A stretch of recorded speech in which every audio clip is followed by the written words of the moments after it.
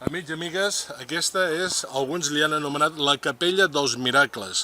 Estem a Torre Gironella, a la ciutat de Girona. A meitat de la dècada de 1970, el nom de Maria Messa, nascuda el 1927 i morta el 2014, es va fer famós a la ciutat de Girona després d'assegurar que se li apareixia la Verge.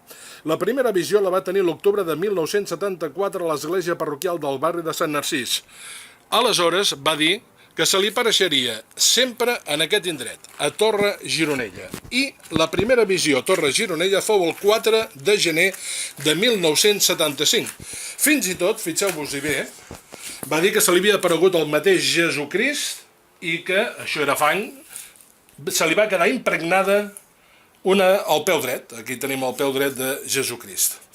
Bé, des d'aleshores, cada 4 de cada mes, encara avui, ve gent aquí a resar a la Mare de Déu, coneguda com la Mare de Déu de Torre Gironella o dels Miracles. L'Església Catòlica mai va aprovar aquestes aparicions, però en parlo aquí, a 1001 llegendes i mites de Catalunya, i en tindreu moltes més dades.